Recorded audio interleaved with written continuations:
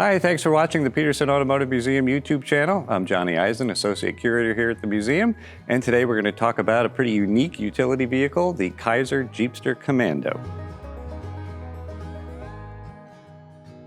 So first, a brief history of Jeeps. Jeeps were made during World War II, and they were produced by three companies: American Bantam, which was the company that actually designed it, Ford, and Willys-Overland. American Bantam was a very small company that made small cars. They only built a few thousand Jeeps. Ford and Willys each built several 100,000 Jeeps for the war effort. After the war, Willys-Overland kept the rights to produce civilian Jeeps. Ford was more interested in rebuilding their car program, and Willys saw an opportunity to enter a market that wasn't really established yet. These were four-wheel drive, off-road utility vehicles used for farmers or hunters, and they saw in the Jeep something unique that could help them expand their customer base.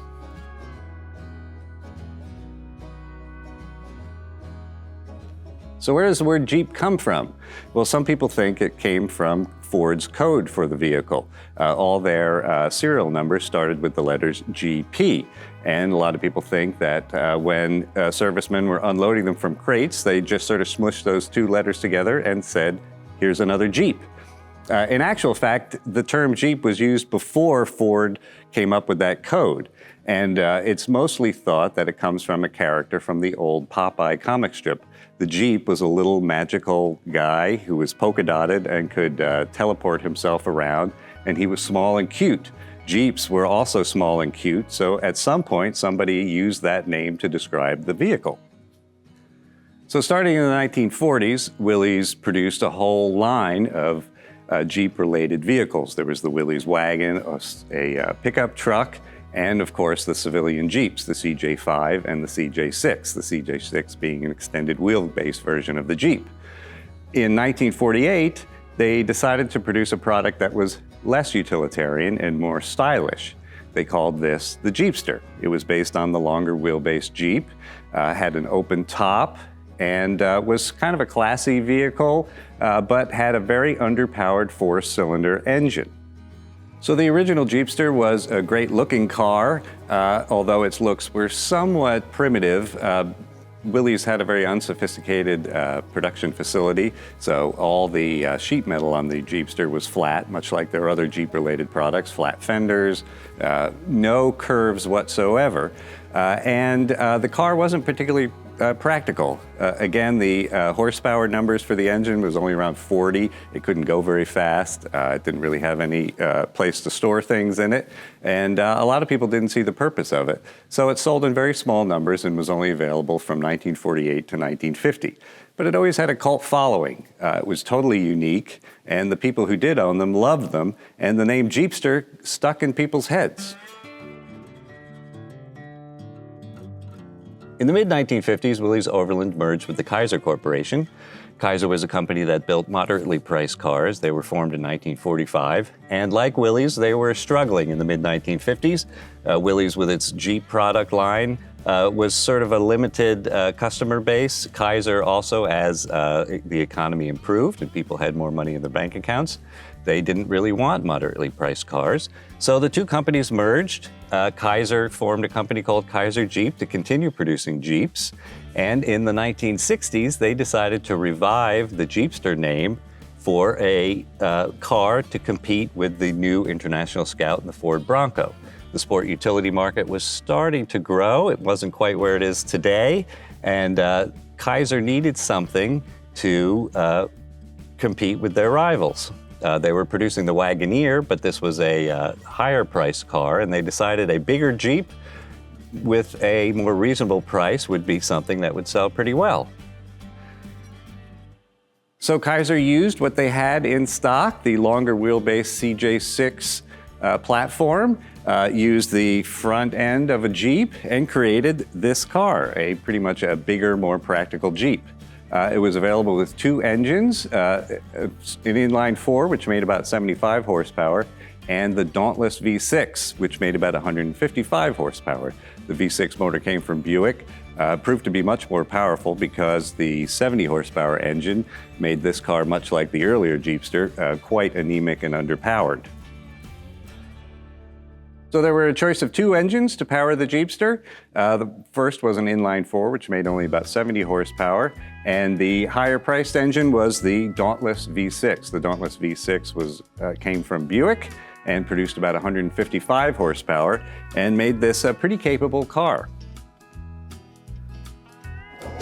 So these cars sold moderately well. They produced about 50,000 of them over the life of the car, which ranged from the late 1960s to the early 1970s. Despite selling a lot of Jeeps, the Kaiser Corporation was not really particularly profitable, and in 1970 they were taken over by AMC, American Motors. The Dauntless V6 and the small 4-cylinder were retired, and the Jeepster got the ubiquitous inline AMC 6, which would appear in Jeeps for pretty much ever. In 1971, AMC decided to give the car a facelift and gave it a front end that made it look much like the Bronco. It didn't have the famous Jeep grille, and the sales dropped off, and the car was dropped from Jeep's line.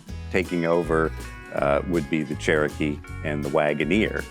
These would really start a whole new type of SUV revolution. Jeep would end up giving the Wagoneer much more luxurious accoutrements. It got the famous wood paneling, and the Jeepster Commando was largely forgotten. So it has a rather small bed, which is confined by these big wheel wells and the spare tire. So it's really not the most practical pickup in the world, but it was pretty stylish. So this car gave you some more creature comforts than a Jeep, which is strictly utilitarian, especially at this time. You've got fairly comfortable bucket seats. You've got 3-speed on the floor. And of all things, it actually has air conditioning. This is original Jeep air conditioning, something which was pretty much unheard of in a utility vehicle at the time. So like many 4-wheel drive vehicles, you've got 2 versions of 4-wheel drive. You've got high and low gear for especially treacherous terrain or deep snow. You switch it right here. It's a little bit awkward, but you do have to have the car stationary when you do switch from 2-wheel drive to 4-wheel drive. Nowadays, cars can do the switch on the fly, but back then you had to pull over and stop and shift this thing over to the right and up into 4 low. So another thing you have to do when you switch the car to 4-wheel drive, an older 4-wheel drive car like this one, is to manually lock the front hubs. Normally the front wheels are rotating freely. When you want to engage them into 4-wheel drive, you twist this thing, I'm not going to do it all the way, in order to lock the hubs to engage them into the drivetrain.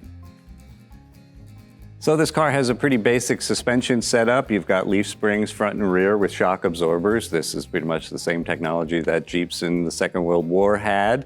At the time, these things weren't really meant to climb mountains or rocks. They were just meant to be pretty sturdy.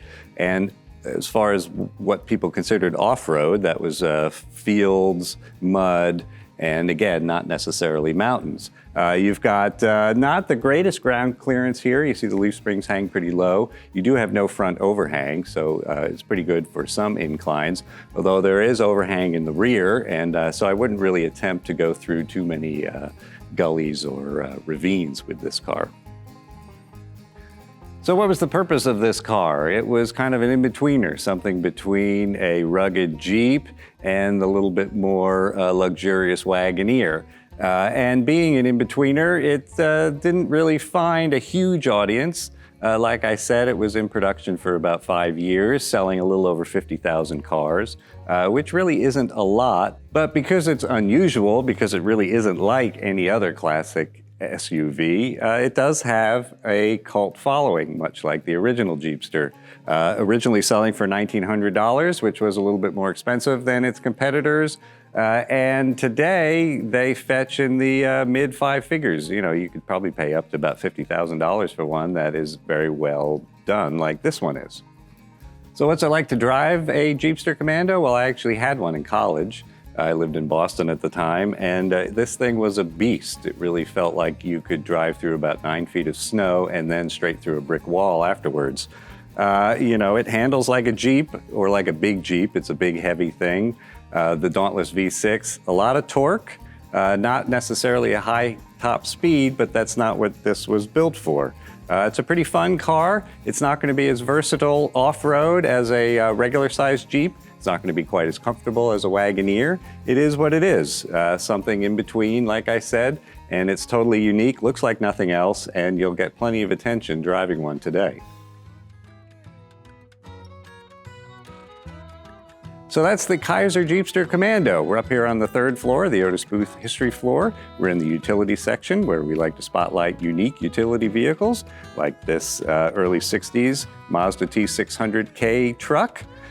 Please subscribe to our YouTube channel to stay up to date on all our videos. And when you're in Los Angeles, please visit us here at the Petersen Automotive Museum.